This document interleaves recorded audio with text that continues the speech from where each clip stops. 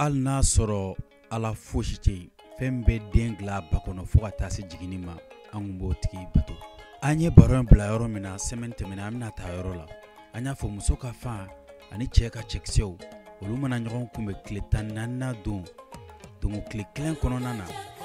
o bɛna bɔ ni den bɛ dilanni bɛ daminɛ cogo min na an bɛ k'an da don o de la sisan.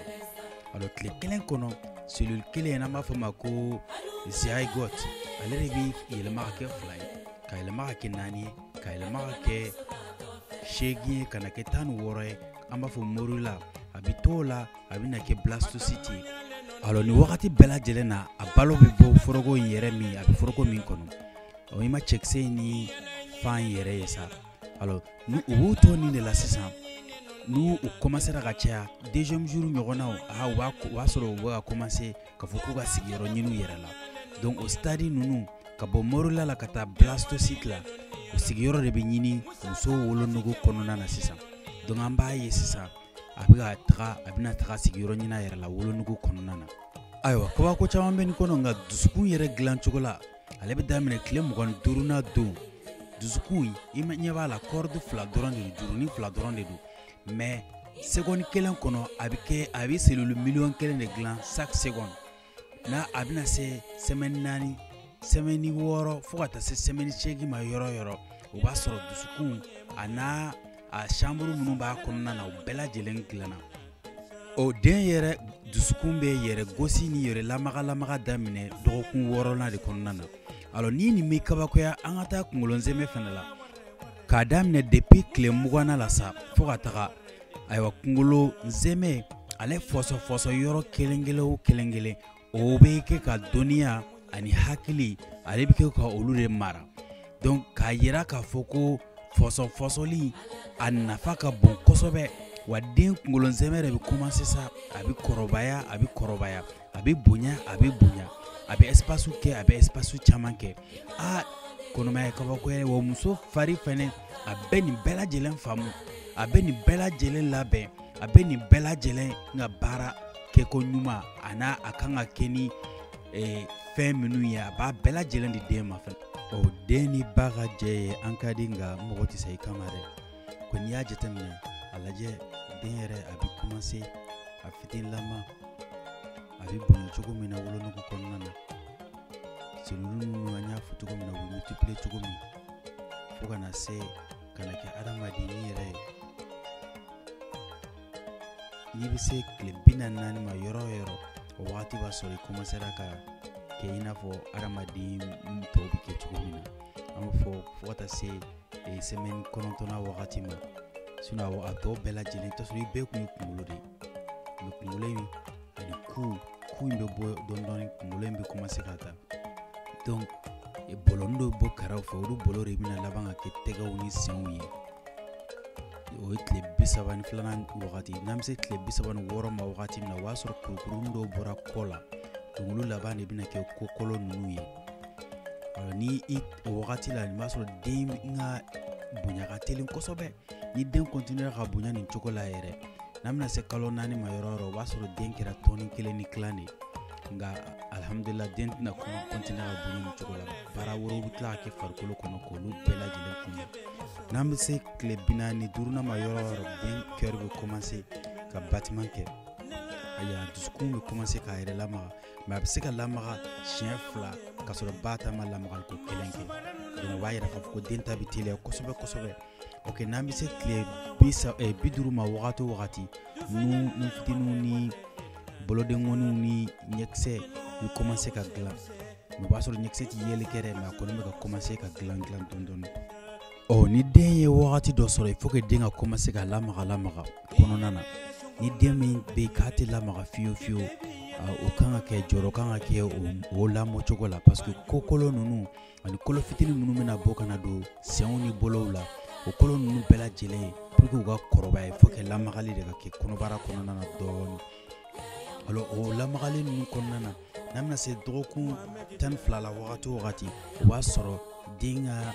cɛya ni musoya bɛ ka commencer ka dilan a tɛ dɔn o wagati mais o b'a sɔrɔ a bɛ ka commencer ka fɔ k'a bɛ ka dilan. Dɔgɔkun 14nan de la sa i bɛ se k'a dɔn yɛrɛ ni den cɛ de don wa ou bien muso de don. a bɛ se ka dɔn n'i ye ko kɛ dɔgɔkun tan na wagati an bɛna tila k'an da don olu la kosɛbɛ ka olu walawala ne tɔgɔ de ye Dr Suware n ka foli bɛ ka ɲɛsin Kiban Génération 94-98 a na aw bɛɛ lajɛlen ma halisa an bi denyɛrɛni a bi yɛlɛma ka kɛ den ye cogo min na an b'o baro de kɔnɔna na alors ni jigini wagati yɛrɛ sera i b'a ye den bɛ yɛlɛma caman kɛ ba kɔnɔ pour que kunkolo bɛ se ka présenter bon n'i y'a jateminɛ bi na mun ye césarienne caya parce que den bɛ tɛna kunkolo fɛ ni den bɛna kunkolo fɛ ayiwa jigini ka nɔgɔ mais ni den dɔw nana u senw fɛ ou bien ni den dɔw nana bolo fɛ cogo dɔw la donc n'i ko k'i bɛ jigini jagoya dɔrɔn a bɛ se ka kɔlɔlɔ lase den ma donc a bɛ yɛlɛma ka den bila ka na kun fɔlɔ fɛ pour que jigini bɛ se ka nɔgɔya cogo min na n'o ma se ka kɛ wagati min na sa donc césarienne bɛ se ka kɛ a kuma dɔw la nafa ka bon kosɛbɛ ayiwa ni Ala sɔnna an bɛna video wɛrɛw kɛ minnu bɛna kɛ jigini bɛ kɛ cogo minnu na a bɛ tɛmɛ étape minnu fɛ ani césarienne ninnu an bɛna olu kɛ an ka video nataw la inchallah halisa n'i ma kabakoya joli sira min bɛ adamaden farikolo la o bɛ bɛn kilomɛtiri 97 jate a bɛ bɛn o de ma wa an bɛ se ka min ye o tɛ tɛmɛ kilo 1 yɛrɛ ɲɔgɔnna kan o jateminɛw y'a jira k'a fɔ den miliyɔn 3 de bɛ wolo Amérique jamana kɔnɔ san kɔnɔ nka Niger ale de ye jamana min bɛ den bɛ wolo ka tɛmɛ diɲɛ jamana bɛɛ lajɛlen kan muso kelen bɛ se ka den 6 ou bien ka caya n'o ye Singapour sa ale kɔni den caman tɛ wolo yen muso kɔni tɛ tɛmɛ den 1 kan Singapour kɔnɔna na i ye den caman sɔrɔ wo i ma den caman sɔrɔ wo den kɔni sɔrɔ cogo bɛɛ lajɛlen ye kelen ye diɲɛ jamana bɛɛ lajɛlen kɔnɔna na kɔnɔmaya bɛ dɔgɔkun 40 de ta a dɔgɔkun 40 bɛ kilan kalo 3 o kalo 3 sigiyɔrɔma 3 de bɛ k'a kɔnɔna na n'o ye kalo 9 ye wa bɛɛ bɛ daminɛ cogo kelen na cɛ ka chromosome ni muso ka chromosome olu bɛ fara ɲɔgɔn kan n'a kɛra XX ye den bɛ kɛ den musoman ye n'a kɛra XY ye den bɛ kɛ den cɛman ye alors aw donna n y'a fɔ cogo min na chromosome ninnu farala ɲɔgɔn kan ni den dilanna a bɛ yɛlɛma cellule a bɛ yɛlɛma ka kɛ morila ye ka kɛ blastocyte ye ka sɔrɔ ka na implanter ka na sigi yɔrɔ ɲini a yɛrɛ la wolonugu kɔnɔna na i n'a fɔ o don an y'a baro bɔ cogo min na o den ɲɛgɛnɛ n'a ka nɔgɔ tɔ bɛɛ lajɛlen bɛ tɛmɛ barajuru fɛ ka taa ba kɔnɔ ba bɛ sɔrɔ ka a yɛlɛma ka sɔrɔ k'a labɔ n y'a fɔ cogo min ni den bɛ miniti damadɔ n'an b'a fɔ zygote n'a sera heure damadɔ ma an b'a fɔ a ma ko morula n'a sera tile damadɔ ma an b'a fɔ a ma ko blastocyte o blastocyte de filɛ nin ye ale de bɛna sigiyɔrɔ ɲini a yɛrɛ la wolonugu kɔnɔna na ni wagati de la sisan hormone ACG ale bɛ commencer ka dilan k'a jira k'a fɔ ko muso yɛrɛ kɔnɔman don sisan sa bon n'i ye jateminɛ kɛ nin stade la embryon yɛrɛ ye 2 de donc partie fɔlɔ an b'a fɔ ma ko embryon partie filanan an b'a fɔ ma ko chorion donc embryon o ye den yɛrɛ ye chorion o ye a bɛ foroko min bɛ yen n'o b'a labalo o y'o foroko ye quoi wa ni wagati de la muso bɛ bɔ a kalama k'a fɔ ko ale y'a ka règle tɛmɛna kan donc n'a ye test bɛ kɛ positif ye donc ni semaine 5nan in na den kunkolo zɛmɛ a cœur n'o y'a dusukun ye ani fɛn na kokolo olu bɛ commencer ka former nin semaine kɔnɔna na a yɛrɛ bɛ komi tumu wa fara 3 de b'a la kɛnɛma ta ectoderme camancɛ ta mesoderme ani kɔnɔna ta endoderme wa a yɛrɛ bɛ nin cogo de la dɔgɔkun 6nan den fasa kumabaw bɛ dilan nin semaine de kɔnɔna na i bɛ den cœur yɛrɛ dusukun bɛ commencer ka pompeli kɛ wa nin kɔnɔna na den kɛnkɛnw bɛ dilan da ni tulo ni nu ni nogo bɛɛ bɛ commencer ka dilan nin kɔnɔna na wa kunkolo zɛmɛ fɛnɛ wa den yɛrɛ bɛ kɛ tan de dɔgɔkun 7nan sisan sa den kunkolo bɛ yɛlɛma ko caman kɛ i b'a ye den yɛrɛ nu ni ɲɛni ninnu i bɛ commencer u bɛ bɔ kɛnɛma dɔɔni u bɛ ye bɔlɔni minnu kun bɔra dɔgɔkun tɛmɛnen olu kumabayara dɔɔni sen bɔlɔ fana bɛ yen nka halisa ku dɔɔni fana bɛ den na ni yiriden min bɔlen don o de filɛ nin ye dɔgɔkun 8nan sisan sa den yɛrɛ bolonengoninw bɛ ka commencer ka bɔ a la sisan den a bolo fitinin minnu bɔra olu bɛ ka kumabaya dɔɔni den kuloni ni ɲɛniw ni dawoloninw bɛɛ lajɛlen olu bɛ se ka faranfasiya nin wagati la fɛnɛ wa den bɛ ka bɔ tumuya la a bɛ ka commencer ka kɛ adamaden i n'a fɔ a b'a fɔ k'a bɛ kan kɔnɔna ni ngɔnɔ kɔnɔnaw bɛɛ bɛ former den bɛ komi tan de ni wagati la n'i bɛ ko kelen jateminɛ ni wagati la den bɛ commencer a ko bɛ tilen dɔɔni a bɛ bɔ ɲɔgɔn na dɔɔni n'an tɛmɛn'o la sisan an bɛna se dɔgɔkun 9nan ma o dɔgɔkun 9nan n'i ye jateminɛ kɛ i b'a ye den yɛrɛ a senkununinw bɛ commencer ka dilan wa fɛnɛ kolo bɛ ka commencer ka don den na fo i b'a ye kunbɛrɛw ni sen fɛnɛ kunbɛrɛ ni bolo kunbɛrɛ bɛɛ lajɛlen bɛ ka commencer ka former nin dɔgɔkun na ko minnu bɛ den na o bɛ tunu fara fana bɛ ka dilan ɲɛkisɛ la wa ni wagati la den bɛ komi raisin o semaine bɛ d'a kan o ye semaine 10nan de nin semaine na den kan bɛ commencer ka dilan alors n'i ye kan dilannen ye fɛnɛ i b'a ye ɲɛ fara in o bɛ commencer ka da ɲɛkisɛ kan i m'a ye ɲɛkisɛ kun dɔsɔnnen don nka sisan fara dɔ dara kan bolodengoninw bɛ ka commencer ka janya fo sɔɔni b'a fɔ k'u bɛ b'o la yɛrɛ wagati la den bɛ komi tan de sa n'an sera dɔgɔkun 11nan ma den tɛ wele embryon bilen an b'a wele ko fœtus o la ni wagati de la sisan sa den yɛrɛ ka cɛya n'a musoya bɛ ka commencer ka dilan dɔɔni ni cɛ do sogoni fitinin bɛ dilan ni muso do musoya kɛnɛmala dɔɔni fana bɛ dilan kolo in o ka jan ɲɛ la dɔɔni wa den yɛrɛ bɛ to k'a yɛrɛ sama ni wagati la fɛnɛ jelikisɛ o bɛ dilan biɲɛ kɔnɔna na alors dɔgɔkun 12nan de la sisan sa i b'a jateminɛ den bolodengonin ninnu bɛ ka commencer u bɛ ka bonya u bɛ ka janya dɔɔni ni wagati la den bɛ se ka nɛn kɛ ka mankan bɔ a da kɔnɔna na wa fɛnɛ bolodengoninw bɛ se ka dayɛlɛ ka datugu wa sendengoninw fana bɛ se ka dayɛlɛ ka datugu nin cogo la ni wagati la ni magara den na dɔɔni a b'a dɔn n'i ye den yɛrɛ ta bɛɛ lajɛ ni wagati la a tɛ tɛmɛ lemurukumuni ɲɔgɔn kan dɔgɔkun 13 o ye kalo 3 filanan daminɛtɔla ye ni wagati la sa i b'a ye den yɛrɛ a nogo ni minnu dilanna nogo ninnu minnu bɛ kɛnɛ olu ka commencer ka segin ka na nogo ninnu bɛ wɔrɔ ka bɔ barajuru de la ka segin ka na don den kɔnɔna na dessin min bɛ adamaden tɛgɛ kɔnɔna na i bɛ se k'a ye den na ni wagati la wa den joli sira misɛnninw bɛ se ka ye fɛnɛ ni den ye musomanin ye fan misɛnnin 2,000,000 dilanna ka ban ni wagati la den ɲɛgɛnɛ siraw dilannen don den yɛrɛ bɛ commencer a bɛ ɲɛgɛnɛ kɛ a yɛrɛ dalen bɛ ji min na dɛ a bɛ ɲɛgɛnɛ k'o jiw la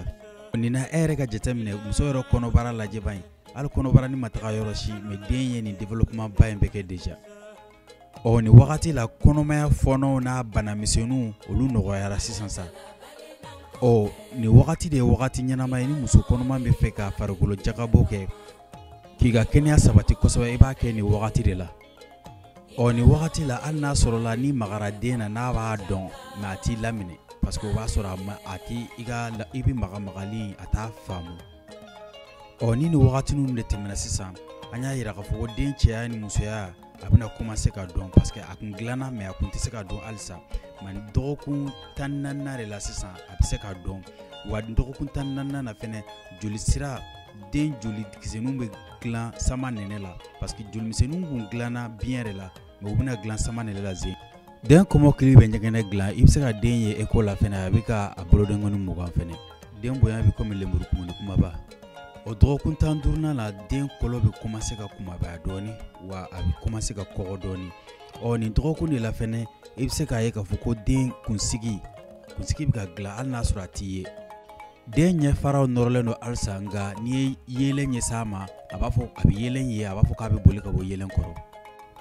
den cɛya n'a musoya bɛ sɛbɛntiya den yɛrɛ bɛ kɛ i ko pɔmu dɔgɔkun 16nan sa nin dɔgɔkun na den bɛ se ka a daw mugan kosɛbɛ wa i bɛ se k'a ye fɛnɛ a ɲɛda bɛ se ka kɔrɔta tulo kɔni olu gɛrɛla ka se u sigiyɔrɔ yɛrɛ la wa ni wagati la den bɛ se ka sen kuru a bɛ se ka kolotugudaw yɛlɛma a bɛ se ka ba tan dɔɔni a bɛ ɲɛgɛnɛ kɛ a sigi ji la den yɛrɛ bɛ komi avocat de nin semaine na dɔgɔkun 17nan den kɛn bɛ caya o caya kun tɛ fɛn wɛrɛ ye pour que den yɛrɛ ka se k'a yɛrɛ ka température dilan c'est-à-dire ni nɛnɛ y'a minɛ ou bien ni funteni y'a minɛ a yɛrɛ ka se ka a température yɛlɛma wa den kolotugudaw fana bɛ commencer a bɛ se k'u yɛlɛma kolo bɛ kɔgɔ dɔɔni barajuru bɛ girinya dɔɔni den yɛrɛ bɛ kɛ i ko tan de dɔgɔkun 18nan na nin dɔgɔkun de la den bɛ mɛnli kɛ a b'a ye a kolo bɛ commencer ka wuli ka jɔ den yɛrɛ bɛ i b'a fɔ ko garamu 100 wa ni den tora ka senw kurukuru ba bɛ se ka o kuruli a b'a jateminɛ dɔɔni wa nin semaine de fɛnɛ la den bɛ kɛ i ko ngɔyɔ kumaba dɔgɔkun 19nan la sa den yɛrɛ ale fana wolonugu yɛrɛ n'a sɔrɔ den musoman don o fana bɛ dilan nin semaine de la wa den yɛrɛ farikolo fɛnɛ i b'a ye du fait que a bɛ ji min na ji min magali min kɛ fari na o bɛ fara dɔ da den yɛrɛ kan donc den yɛrɛ da a bɛ se ka jɛya dɔn a bɛ se ka yeli kɛ wa fɛnɛ a bɛ se ka mɛli kɛ n'i ye dɔnkilininw da ou ka fɛnw kala ye a b'a mɛn den bonya bɛ i ko tomati kumaba donc an y'a fɔ cogo min na den tulo n'a nu n'a yeli n'a a fɛnw bɛɛ lajɛlen formera sa donc an bɛ ka commencer u bɛ ka commencer ka kɔgɔ de nin semaine tɔ minnu bɛ nale kɔnɔ dɔgɔkun 20 kɔnɔ den janya bɛ milimètre 120 bɔ ka daminɛ kunkolo la ka na bila ku la ni wagati de la den bɛ se ka kununin kɛ sa ni den min bɛna wolo a bɛ bo finma minnu kɛ o bo ninnu bɛ ka commencer ka dilan nin wagati la sa ni wagati i bɛ den bonya jateminɛ i n'a fɔ namasa bɛ cogo min dɔgɔkun 21 na an y'a fɔ komi den bɛ ka kununin kɛ ni wagati den bonya bɛ teliya kosɛbɛ i b'a ye a bɛ commencer a bɛ fɛnw kunu a fari bɛ fɔn'a kan a bɛ commencer ka panga puruti kɛ ba kɔnɔna na n'o ye ka to ka ba tantan ye ni wagati n'i ye jateminɛ kɛ i bɛ se ka den ka fɛn minnu ka d'a ye ni fɛn min man d'a ye i b'olu dɔn semaine 22 na ni wagati den kunsigi bɛ se ka ye sisan wa den fana an y'a fɔ cogo min na golonin min tun b'a kan o golonin bɛ commencer ka si dɔ da pour que ka den yɛrɛ k'a yɛrɛ farikolo kɔlɔsi cogo min na sisan a bɔlen bɛ adamaden yɛrɛ fɛ a dawoloninw n'a ɲɛsiniw bɛɛ bɛ se ka ye sisan nka hali bi fɛn min bɛ den ɲɛkisɛ k'a yɛlɛma o ma dilan fɔlɔ den yɛrɛ bɛ tan de sa n'an bɔra nin kɔnɔ an bɛ se dɔgɔkun 23 ma nin dɔgɔkun ninnu kɔnɔ sa dessin minnu bɛ kɛ adamaden tɛgɛ kɔnɔna ni sen tɛgɛ kɔnɔnaw la olu bɛ ye nin wagati la den cɛmannin yɛrɛ a kili bɛ dilan kɔnɔbara de kɔnɔ mais nin wagati de la a bɛ commencer ka jigin ka na forokow kɔnɔ ni den musomannin kɔni don wolonugu ani fan kɔni olu bɛɛ dilanna sa den bɛ komi i ko mangoro dɔgɔkun 24 la sa nin wagati b'a sɔrɔ den kɔni a bɛ to ka sunɔgɔ a bɛ to ka bɔ kalama a bɛ sunɔgɔ a bɛ bɔ kalama den yɛrɛ n'i y'a jateminɛ a bɛ 630 grammes ɲɔgɔnna de bɔ sa hali n'a sɔrɔ den jalen don dɔɔnin a bɛ commencer ka bonya nin wagati ninnu de la sa nin wagati la den janya bɛ kɛ i ko kaba yɛrɛ bɛ cogo min dɔgɔkun 25 wagati an y'a fɔ den i tun bɛ maga la a tun b'a dɔn mais a tun t'i yɛlɛma mais nin wagati n'i tora ka maga la ka kuma a fɛ a bɛ se ka i jaabi ni yɛlɛmaliw ye wa nin wagati la fɛnɛ den bɛ se ka diyaɲɛ kumaniw lamɛn wa fɛnɛ a bɛ se ka a diyaɲɛ mankanw fɛnɛ lamɛn a farikolo bɛ commencer ka yɛlɛma dɔɔnin wa a si bɛ commencer ka couleurs ta den bɛ kɛ i ko kaba jeninen dɔgɔkun 26 na sa nin dɔgɔkun de la den yɛrɛ a bolondenkunin ninnu ani sɔniw olu bɛ commencer ka bɔ wa den fogofogo fana bɛ commencer ka fɛn dɔ sécréter an b'a fɔ o ma ko surfactant o de b'a to ni den yɛrɛ bɛ se ka fiɲɛ bɛ se ka sama ka don fogofogo kɔnɔ ka tila k'a datugu ka sɔrɔ u ma nɔrɔ ɲɔgɔn na den bɛ kɛ i ko jaba kɛnɛ bulu siri-sirilen ɲɔgɔn na dɔgɔkun 27 sa nin ye kalo 3 bantɔ la ye sisan donc nin wagati la i bɛna den ye a fɛnw bɛɛ lajɛlen bɛ ka kɔgɔ ka daminɛ fasaw la fo ka taga bila den yɛrɛ kolow la ɲɛkisɛ bɛ ye sisan wa couleur b'a la fɛnɛ den kunkolo zɛmɛ a n'a fogofogo bɛɛ lajɛlen bɛ baara kɛ nin wagati den bɛ kɔrɔbaya joona donc an y'a fɔ cogo min kalo 3 banna maintenant kalo 3 laban an bɛna don o de kɔnɔ nin wagati la sa i b'a ye den yɛrɛ ka daminɛ ɲɛsiw ni fɛn fitinin bɛɛ lajɛlen bɛ dafa nin wagati de kɔnɔna na wa den bɛ commencer a bɛ commencer ka bonya dɔɔnin a bɛ commencer ka bonya alors ni kalo 3 laban yɛrɛ daminɛna dun wagati de la den bɛna volume caman ta a bɛna place caman ta ba wolonugu kɔnɔna na ani ba yɛrɛ kɔnɔbara kɔnɔna na a bɛ fɛnw pousser ka place da a yɛrɛ ma kosɛbɛ depuis fɔnɔw kun banna jɔrɔw kun banna mais jɔrɔ de bɛna daminɛ tuguni ni wagati la i kan ka to ka t'i ka dɔgɔtɔrɔ de fɛ yen sisan ayiwa dɔgɔkun 28 ni wagati b'a sɔrɔ an y'a fɔ ko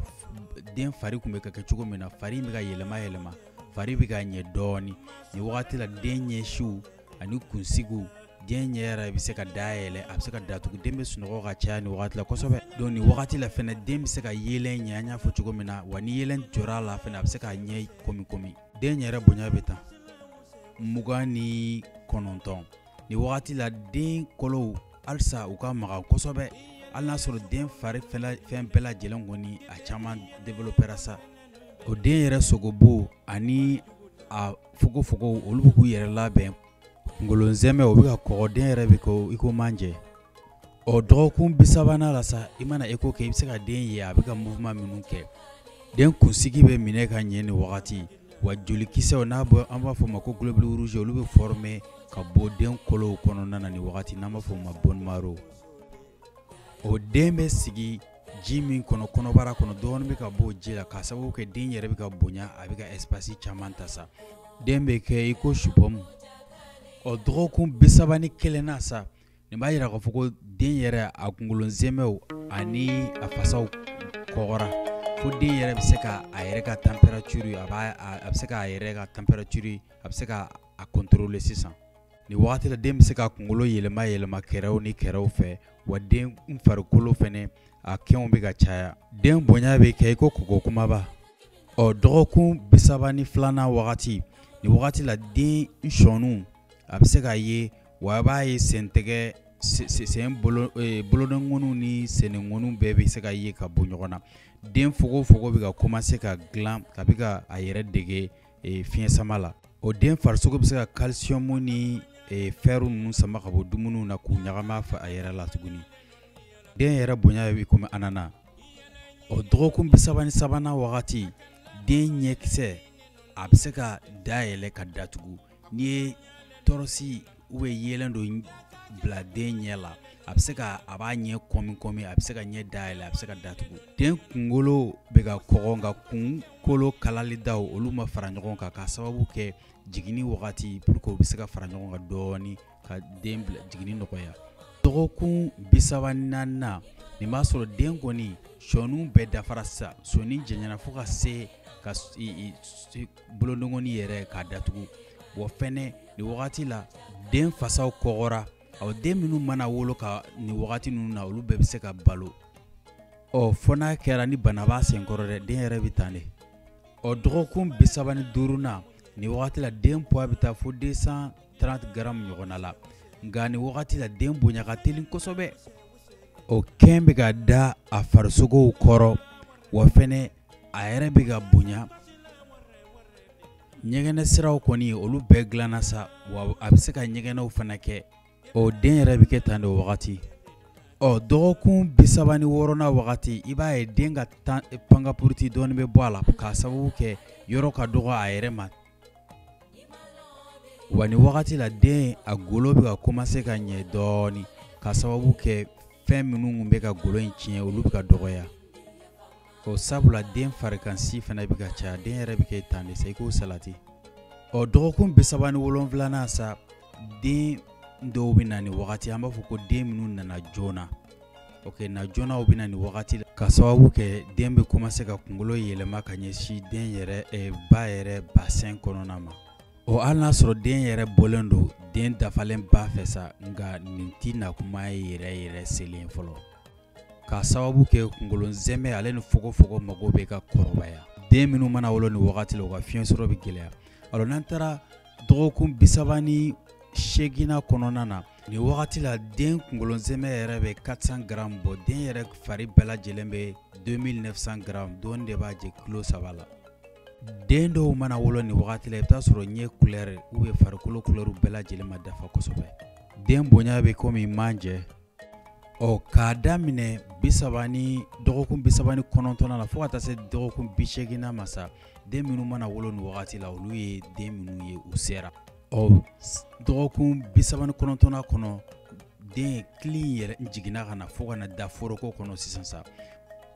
ni wagati den ba o bɛ anticorps dɔw bila ka taa n'o ye farikolo défense tabaga dɔw an ka ni den nana diɲɛ kɔnɔ a bɛ se k'a yɛrɛ kɔlɔsi ka bɔ banaw ma cogo min ni wagati la den bɛ zɛrɛ kilancɛ bɔ bonya la dɔgɔkun 40nan sa ka daminɛ kilo 2 fo ka taa se kilo 3 ɲɔgɔnna ma den dɔw bɛ kɛ ten wa u janya bɛ taga 450 à 500 mm la n y'a fɔ cogo min na fɛnɛ den dɔw bɛ na 2 semaines en avant ou 2 semaines après o bɛ sɔrɔ min na parce que jate bɛ daminɛ conception de la o ye fécondation kɛlen kɔfɛ dɔgɔkun 2 alsa ni ye docteur soirée de mankan ni ala sɔnna mina live de kɛ dimanche don ka nin tɔ bɛɛ lajɛlen wala ayiwa aw bɛɛ lajɛlen bɔra k'a lajɛ kɔnɔmaya kɔni ma tɛmɛ wajulu fɛn kan dɛ a lajɛ den bɛ place ɲini a yɛrɛ cogo min ka bonya fo ka taa se a bɛna bɔ wagati min kan fo ka taa muso lafiya muso farikolo segin a yɛrɛ ma wagati min na jɛ donc ni ala sɔnna ni video in diyara ye a y'a partager n b'a ɲini aw bɛɛ lajɛlen fɛ a ka video in partager merci beaucoup siɲɛ wɛrɛ an bɛna kuma jiginni yɛrɛ kan sa